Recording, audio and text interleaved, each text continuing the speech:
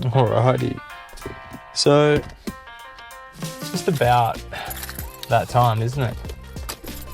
Heading home. We've done the shift. Time to recap what a typical night shift is like. Tonight was busy-ish. No, it was pretty busy. It was interesting and busy and not straightforward. So, let's recap what a not so straightforward, semi-moderately busy night shift looks like. That's funny. Oh, I should probably go when it's a green light, eh? There was this ortho reg, and we were trying to sort out which patients would be ready for theatre. This was just like, I don't know, 20 minutes ago.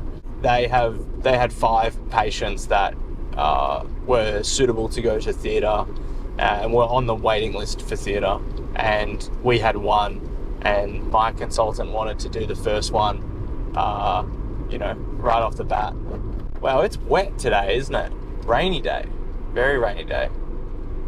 I just want to go home and get tucked up in bed, but we need fuel. That is sad. Very, very sad. Do we get a croissant? Do we go to the bakery and get a croissant? I need to treat myself after last night. Shocking. Anyways, my mind's pinballing around. I can't think. The story of what I was trying to tell before. Me and this ortho reg were like texting each other, because essentially when one consultant wants to do one thing and the other consultant wants to do a different thing, we can't make a decision as a registrar. It's a consultant thing. So ortho had 5 cases, we had 1. And the preference from ortho was to do 3 in the morning to start off the day, and then let us, Gen Surge, do our case. And our consultant, the Gen Surge consultant, wanted to do the first case. They wanted the first case to be ours, not theirs. So, anyways, we were texting each other, and then I had already called the ortho reg before and said, let me just have a look at the patient, see if they're... Wow, that stinks. That is so loud. I said, let me just go see the patient to see if they're okay or not, or if they can wait. I get a text after that saying, Gen Surge haven't seen the patient. They need to see how sick he is. I just said, like, haha, like, was this meant for your boss? And he was like, yeah, lol. And then I accidentally called him just before, and then I was like, sorry for the butt dial. And he's like, we're even now. So, yeah, it's good. But anyways, that's beside the point. We ended up winning the battle and going first, and then they have like 5 cases to do after. There you go. Yeah, let's go back to the start where we're like recapping about what the actual structure of the night was like and how it went down. 8 o'clock comes by. Wow, I'm tired. And we have to jump straight into theatre, a case that's about to start, and I have to scrub in because there's no one else to scrub in and help out the consultant. So we're in there pretty much from, I want to say 8:30 until almost 11, just before 11 o'clock, if not just after 11 o'clock, I reckon I got out and started writing the operation note. So that was a long time, 3 hours. And at that stage, there was actually another person who came to the emergency department for potentially another emergency operation. So they had to go and get seen by the consultant while I was closing up the skin for that current patient that we operated on. And then it didn't actually end up being like another operation for that person who'd come into the emergency department. And there was another case that we could have potentially done, another appendix case, but that person actually got fed when they were in ED. So I don't understand why they got fed when they were getting worked up for a possible operation. But anyways, that's happened. They're the one that's actually going first on the list this morning. So there you go. But yeah, essentially the start of my night before midnight was essentially taken up by that one theatre case, which was actually, actually took up a fair bit of time. So we did that. We got through it. It's pouring down here. Yeah, we got through that, and then what happened next? There was a patient who actually had a few Met calls. Now, that patient I needed to get involved in. They were just becoming a little bit more unwell, a little bit more pain. We had to review them. That actually took up a cumulative amount of about 2 or 3 hours, just sort of trying to sort that out and looking at things and trying to get things moving. And whenever there's a Met call called in a hospital, for those of you who don't know what a Met call is, just quickly, it's essentially stands for a medical emergency. That's different to a code blue, where the patient is actually unresponsive and has arrested, either because they stopped breathing or their heart stopped pumping, and essentially you need to fix that urgently, like ASAP. But this is like a different sort of style of announcement. Still a lot of people come. The ICU doctor comes. That's the structure of this hospital. Not normally does the ICU doctor come to Met calls, but there you go. There's also medical registrar and some other teams. So obviously the home team, so the home team of surgery, and then the nurses involved in the care as well. So that's what we ended up spending a lot of time with. We had to get a scan. It looked okay, slightly worse, and the blood tests were okay. So essentially held off until this morning for a review, but potentially might need some operation or something. But we'll see.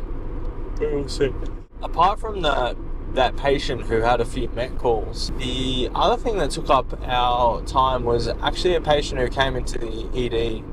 They had a procedure that needed to be done urgently to save one of their organs, and we could do that procedure in ED. It took about probably totaling an hour or an hour and a half, and that was just a bit fiddly. It was just one of those procedures you actually have to like stop, wait a bit, then try it again and see if it improves or not.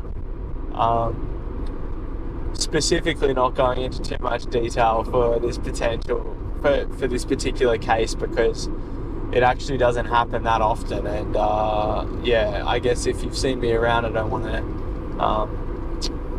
connect the dots where I work and what patient it was and everything like that. So we'll keep it vague, but essentially it was a procedure that could have been done in ED.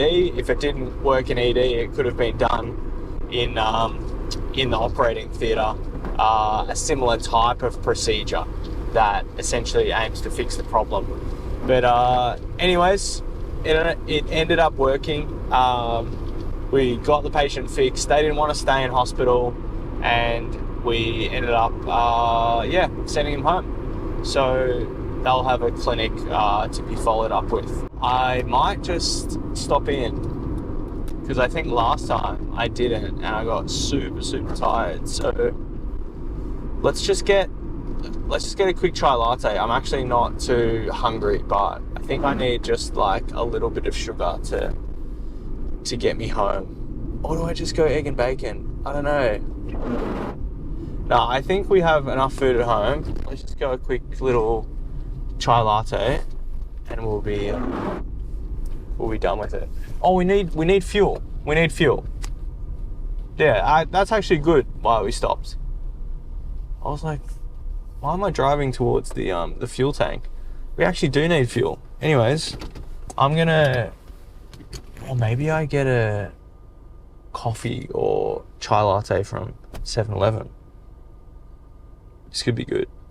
Okay, I'm gonna get some stuff and then come back. I could even get food from 7-Eleven. Wow, the possibilities are endless here.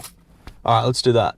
So we ended up deciding to get a sandwich, and we filled up our fuel as well. So we've got some we've got some stuff to get us home, which is good. I was undecided, and they also don't have chai lattes in 7-Eleven, which is frustrating, to say the least. Anyways, no hot drink, simply food, simply a little sanger, simply a little sandwich. Hopefully that's gonna get us home. It's gonna have enough energy to get us home. Now, I was getting a bit delirious before, so what was I saying? So I think, just to recap, mildly busy night shift last night consisted of operating for pretty much 3.5 hours, 3 hours, reviewing a patient in total for about 2 hours or so for the Met calls. I had a procedure that took about an hour and a half of our time. There was another patient that came in that essentially went home, and we just reviewed them between all this mumbo jumbo that was going on, and essentially they were okay. We gave a follow-up plan. They were well. They had come into ED for, some worsening symptoms, but when I reviewed them, they were actually very, very well, and all the blood tests and everything were fine. So we ended up sending that patient home. They've got a follow-up in our clinic. That probably took, in total, about 45 minutes of my time, just sorting out their stuff, reading through all their information, and essentially just finding the brain power to deal with their stuff amidst all the other stuff that's going on with all my other patients. So that was okay. I think the main thing that takes up the time, especially when the resident, the other person, is quite busy, is all the documentation. So, I mean, sure, it's okay when you just review someone for, query, do we need to actually take this person in? Probably not. Or we're just consulting. You don't need to do a lot of things. The thing that I would say is, when you're admitting someone, there's a lot of stuff that you need to sort out that you might not probably think of. So one of the main things is sorting out all the notes. We don't type notes at this hospital, we handwrite notes. So that is frustrating, to say the least. I could get through so much more if I just typed my notes, but this hospital doesn't do it. We still operate in the dark ages on the paper, so that's kind of frustrating. The other thing is just filling out all the charts and everything. Whereas my last hospital was just all electronic for the medications. You just click a button, and then the doses would come up. The times would come up. It's super, super easy. Now I have to physically handwrite everything. So yeah, it's just very, very tedious. The other thing is just all the other forms of documentation. So whenever someone comes into hospital, you need to write up the medications that they take normally when they're at home. You need to essentially write in a goals of care form, which is what to do if they become very unwell. Would they want CPR? Would they want intubation? Or would they want nothing at all? So, making the judgment and having a discussion with the patient also adds up time. I guess after that, I forced myself to take a break to get some food in. And we had a lot to eat. We had a couple coffees. It was actually my new resident's birthday. As soon as it passed over midnight, it was the birthday of that person. So they brought in some Ferrero Rochers, which was super lovely. I told them that we'll get some dinner tonight. So we might end up getting Nando's. We might end up getting some burgers or Mexican or something. So who knows? Kind of looking forward to tonight, just from a dinner standpoint. I'm absolutely shattered from last night because I didn't really get that much rest. But I suppose that's just the nature of the beast sometimes.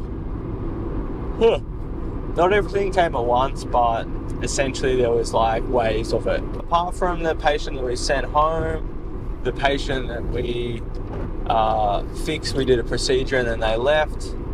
The other thing that happened was that there was a patient who we initially had thought was for an emergency procedure, got an ultrasound scan, didn't need that procedure anymore. So we've just held off on anything for them, managed them conservatively, and also treating for an infection, which is still a possibility but slightly less likely, given the clinical findings potentially might be potentially might be a diagnosis, but hard to exclude, hard to rule in, to be honest. So, geez, it's about this time where I get a little bit tired, probably about 15 minutes from home. I need to start popping the sanger so I can get some energy. Because right now, literally very fatigued. I don't know, like, food after a night shift really energizes me. Let me eat this, I'll come back in a sec. Can I just say, I'm kind of annoyed as well, because last night I came in with a scrub jacket and I left without a scrub jacket. Why, you might ask? I don't know. I left it in the theatre, next minute, there's not my scrub jacket there. So, that's kind of disappointing.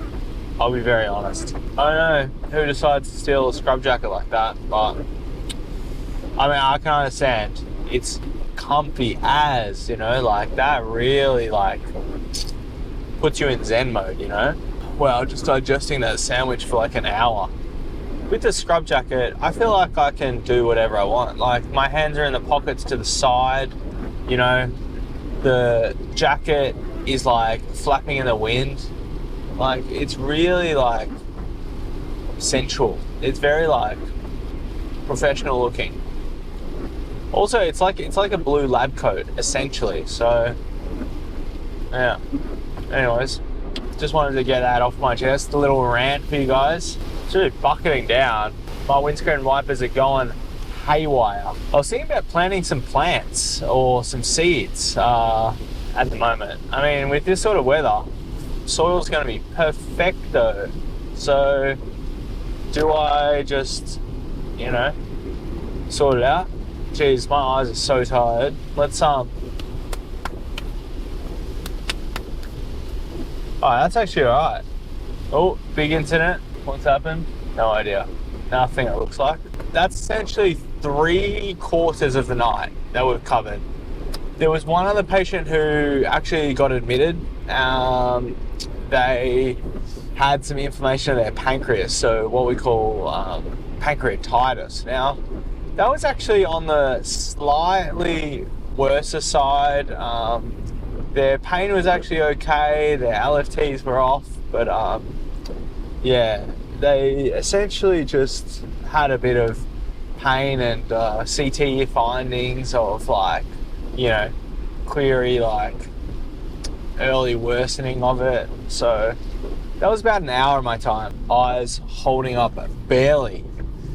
Oh, sometimes I make sounds when I try to get home from night shift to avoid me dozing off, or I'll focus my head at weird angles to the road. Alright, probably about 5 minutes away from home. Let's recap the rest of the night shift. So yeah, apart from all that stuff, what did we end up doing?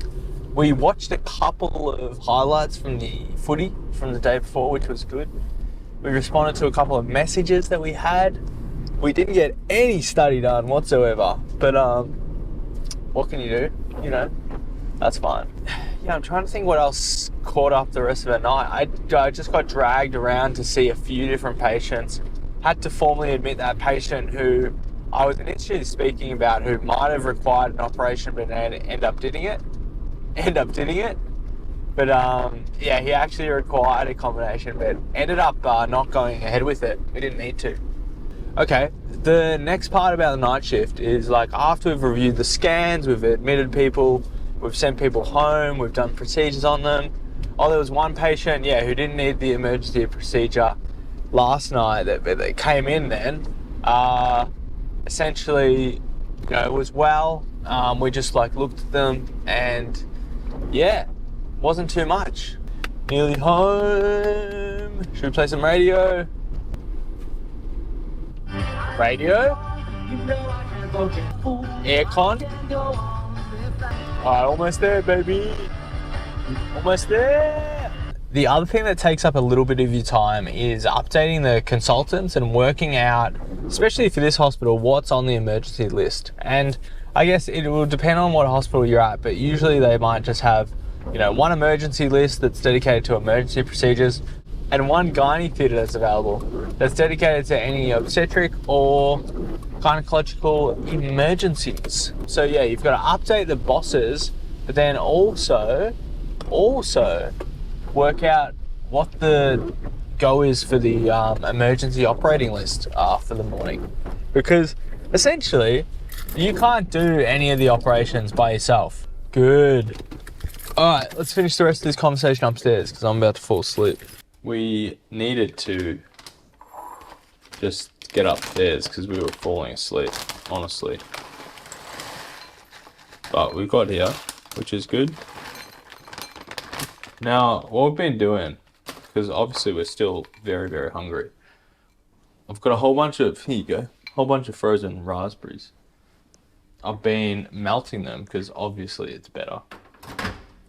Mixing it in with some dark chocolate. Making it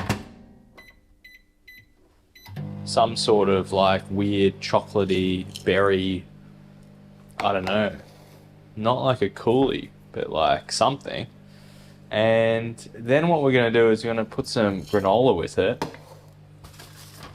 Here's our like little chocolate. So we'll break a bit of this off.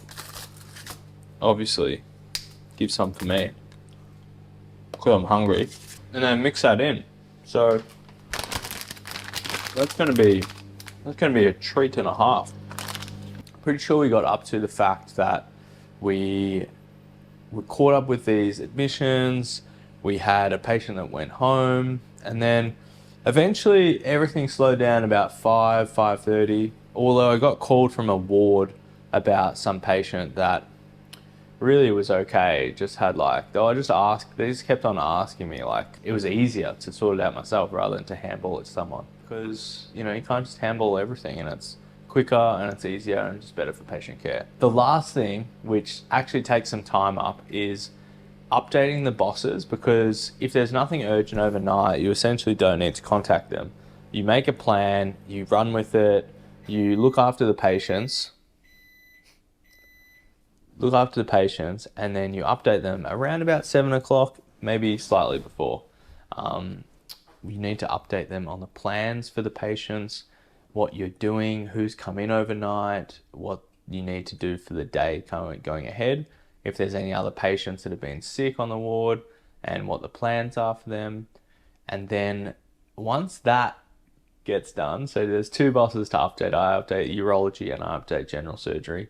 And then there's also emergency theatre working out, which is what I was alluding to at the start of the day. So essentially, hold on, let's just get this. Need to work out who's going to go for theatre, which people are going to go first, and which people are going to go next. And essentially, you put your preference in, and it's first in, best dressed if there's nothing that urgent. But if there's a clinical need, then you need to consider, do I need to bump a person for this, or do I need to talk to the people on other units who are already listed to go first, but now we have a patient who's more urgent and requires operation sooner? That's when you need to start involving your consultant, which is what happened this morning. So as I was saying, like there was a few orthopedic cases lined up and we had a general surgery one. It ended up being a consultant to consultant discussion to try to get the patient to be done first for us. Anyways, that took a bit of time. And then after all that, I have to hand over to the day team the regs and the residents about which people came in, what the go is, what you need to do, if there's anything pending, any pending referrals, or any updated plans from the bosses for these patients. There you go. That's a busy night shift recapped that I had. I don't know how my brain's functioning right now. I've had 6 hours of sleep. We have been awake for a while. We had a really, pretty solid, busy night that I had dinner, but that's it. I didn't really break apart from that. Essentially just constant stuff coming in. So what I'm going to do, I might have some more things to say. I'm not sure, but they're definitely going to be after I wake up from a nap and after I eat this. So goal, eat this food, go into a food coma, go to sleep, wake up at 4:30 hopefully. And then we might have a few more thoughts to add. But until then, I've just woken up after the night shift. I think we got to the end where we started talking about the handover that happens between the consultants and between the day team and just organising the theatre for the day. The main thing that you want to know is essentially what's pending on the emergency list, and during the day there would have been people put on the emergency list to be operated on, and essentially you got to liaise with the other teams who are vying for positions on that essentially like an emergency operating list. And there's usually just one theatre, and then they all decide who goes on for the operations. And there might be a lot of cases to be done for one team. There might be not a lot of cases for another team. Some people might be sicker, some people might be more stable. It's just like working out when to do them and stuff. So yeah, the main thing overnight is, has there been any more people put on that emergency list, and are they urgent, are they not urgent, when do they need to be done? So and sometimes it's like a conversation that you just need to have with your consultant, with your boss, because then they can work out when are they actually available to operate. Potentially they might have something on during the week. They might have something like a list in the private rooms that finishes at like 5. They might be on call and they might not be able to get to the hospital until like 6:30. Of course, if there's anything urgent, they come straight away, but they might come across from a different hospital to do some cases after hours, and it's just working out, well, between that time, can they come in, or like, can another team do a case, or what's the go? So, I mean, a lot of this stuff is just logistics, and I mean, people say, especially I thought when I was going through med school, is like theatre and emergency theatres and operations, they're just, wheel them in, and then you get the operation done, and then out they go. And it is almost the opposite of that. There is so much faffing around, it seems like. Some of it is important, and some of it seems to just take up a lot of time. I'm sure for all different perspectives of people in the hospital, there are checks and everything that needs to be done before you can actually commence an operation, and you shouldn't do so before everything's set up properly and all the checks are done. Checking the patients all clear, checking we have the right equipment, the right staff, the anaesthetist is happy, and all those things, that the patient has a bed if they're just coming in for an elective procedure, or if they're already got a bed and they need to maybe go to the ICU afterwards, or the HDU. So just working out what's going to happen before the operation, what's going to happen during the operation, and what's going to happen after. So all that requires time, coordination, and planning. And that's why there's a lot of people who work in that space. So it's just getting good at that sort of stuff. Anyways, after you've handed over, you've given the on-call phone back to the day team after the night shift has settled down, and you've all handed over your jobs, you've documented everything, then you can head off home. And that's what I did. So yeah, and then we've just woken up. It's about 4 o'clock now. I woke up about an hour ago, so I had a good 5.5 hours of sleep straight. Good solid sleep actually. Probably on the 6 hour side actually. So yeah, I'm feeling good. I'm feeling like rested. We've just had a little coffee, so we're gonna try to get some work done now. Just chill out. Might go for a little walk, and then yeah, head on in for night number 4. So on the home stretch after tonight, we're going to get some food because it's my resident's birthday today. We were a bit busy last night. She brought in some Ferrero Rochers, which I demolished about 3 of them. It's very much a primary school thing, like bring in stuff for your birthday, like it's your birthday at school. I'll bring in like chocolates or lollies for the class. No, we're going to get some food. So I'm going to pick up some, like, I don't know, maybe some Mexican, maybe some Malaysian or something. I don't know. I'll have to clarify what she wants, but yeah, we'll get that tonight, head in, we'll start on a good note with food, and then whatever happens, happens. So yeah. The other thing I've been doing, actually, just sort of off the cuff, is that this run of nights, given that I've been a little bit more settled than the first run, although it's still like, you know, you're still on edge, you're still not sure, you're still like learning on the job and stuff, I've actually continued exercising during the night shifts, whereas last night shift run, I think I did it on the first night and then I haven't done it since. So just been doing like a little 15-minute block every day before the night shift. Very easy to squeeze in, and obviously you just got to make time for this sort of stuff. So I feel like it's energized me more, even though I'm spending like more energy doing it, and overcoming the mental barrier is like, you know, the hardest part. But if you can, keep up some exercise during your night shifts, and I think you'll actually sleep better, you'll like perform better at work, and you'll actually just feel more energized, which is half the battle with nights, to be honest. So I know I didn't seem energized on my drive home yesterday, but man, it messes with your head.